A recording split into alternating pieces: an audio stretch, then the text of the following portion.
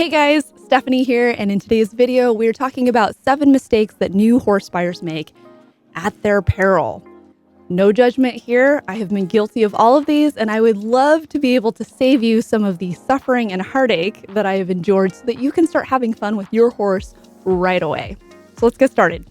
Mistake number 1 is forgetting that horses are a lot easier to buy than they are to sell. I think it's so easy to get caught up in the excitement of shopping for a horse, of being concerned that you might miss out on a horse that you're really excited about, that you forget that as a buyer, you're actually in a great position of power. Now, I'm not necessarily talking about price negotiation. What I'm talking about is the reality that you do not have any horse expenses yet. You are not attached to any animal yet.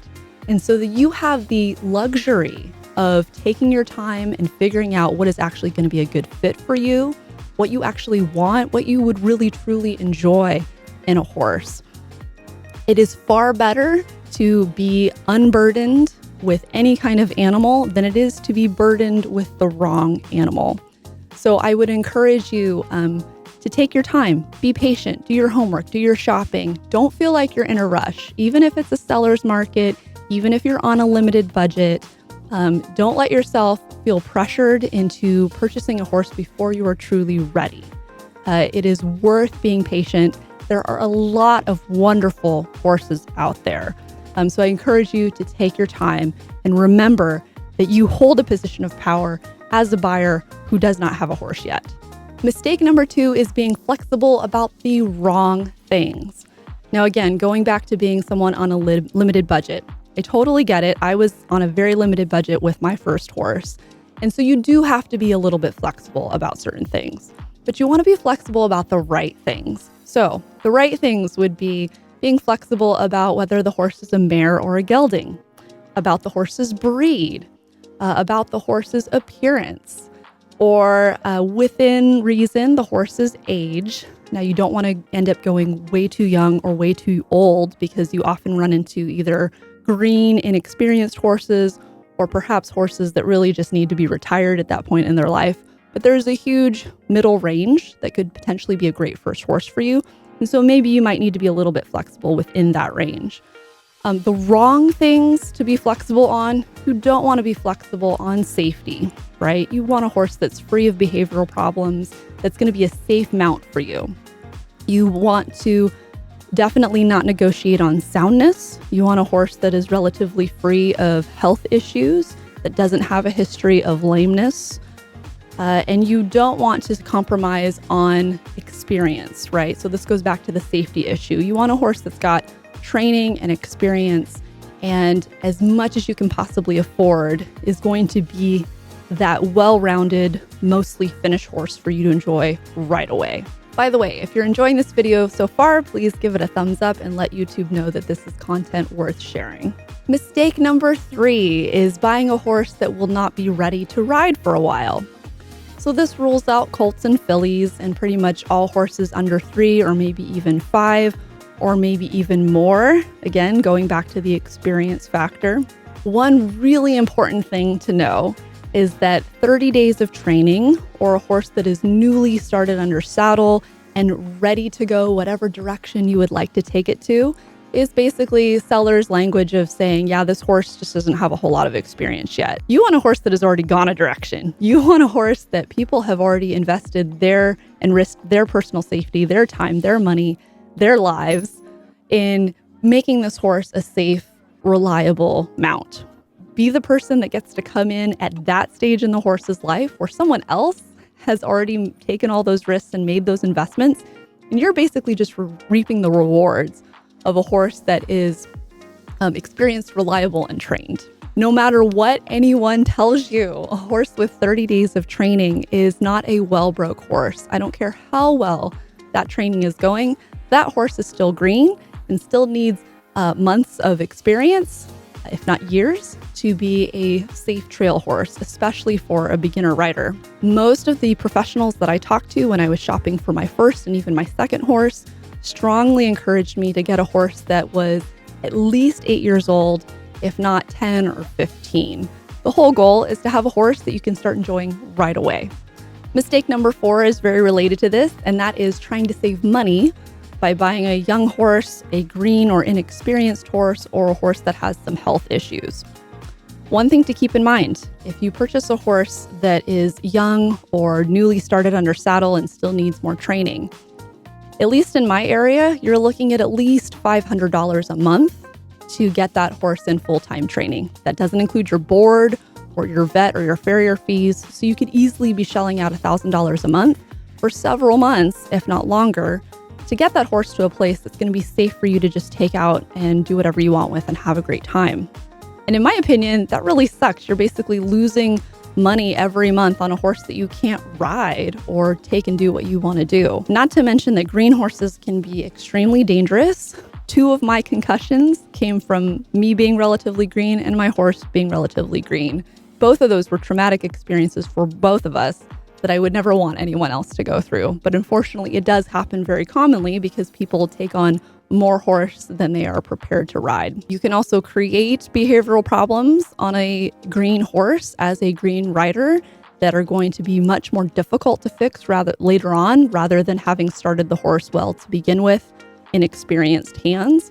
And then, of course, health issues. Horses are already challenging enough. Things come up anyway, and you want to save yourself the heartache and the financial burden of walking into a relationship with a horse that already has known health issues. So, in my opinion, spending more money up front to get a better trained, sound horse is an investment that will actually save you money, even though it's more expensive in the beginning. Mistake number 5 is to take the seller's word for it. So, when you're shopping for a horse and you read everything in the ad and you talk to them on the phone and you go visit in person, the seller is going to tell you this horse is going to be able to do X, Y, and Z. And of course, you want to be able to see that horse do X, Y, and Z. If that horse can ride out alone by itself on trail, you want to see that. If that horse can stand quietly for a long time tied to the trailer, you want to see that.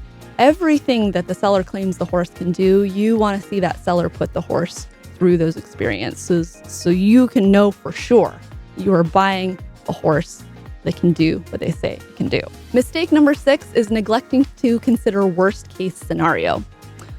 So if for some reason this horse ends up not being a good fit despite your research and hard work, or if for some reason horses end up not being a good fit for you at some point in your life, you would do yourself a great service to take on a horse that is going to be relatively easier for you to sell. As I mentioned in the beginning of the video, horses are a lot easier to buy than they are to sell. So put yourself in the position of having a horse that other people will want to buy, having a horse that there is a big market for, a horse that is well trained and sound and has some experience and is safe for a lot of people to ride, is a horse that has a much broader potential market than a horse with behavior issues or that is untried or green. So that's something to think about. I basically think of it as buying a Toyota, right? You want to buy a horse that has quote unquote high resale value. Of course, having a horse is far more complex and more rewarding than having a relationship with a car, at least in my opinion. But that's kind of the mentality that you want to have when you're going into purchasing, is thinking about, if this doesn't work out, how difficult is it going to be for me to find this horse another good home? Because in doing that, you're probably taking on a horse that is going to maximize your enjoyment and minimize your burden as much as possible. Mistake number 7 is trying to purchase your dream horse before you are ready. Too many people cripple themselves financially and they cripple themselves emotionally by buying a horse that is too much horse for them. It's super common, again, a mistake that I have made, and it took me years and a lot of money and a couple hospital visits to get past that. So the encouragement I would give you is you are going to evolve so much in your horse journey in the first few years and beyond. You're going to learn so much about what you like and don't like, what kind of riding you want to do, what kind of rider you are. You're going to grow your skills exponentially in those first few years. And you want to give yourself the opportunity to gain that confidence and gain that skill. You don't want to handicap yourself early on in your horse journey by taking on something that is going to overwhelm you, cause you anxiety, and basically sour your horse experience. So if your dream, down the road is to be able to ride bridleless and bareback on the beach with a Frisian stallion, I think you should absolutely go for it. That's a phenomenal dream. Just recognize that if you're a beginner rider and this is your first horse, it's going to take you a few horses probably to get there. And that's okay. Fame is my dream horse. I love everything about him, but I could not have handled him if I had not had my first horse, Jake, who basically was a well-broke, been there, done that. I mean, I did so many things on this horse that I realize now were completely stupid. But it ended up being okay because he was such a good boy. And so I'm so grateful that I had a first horse like that, because if I had had Fame as my first horse, it would have overwhelmed me.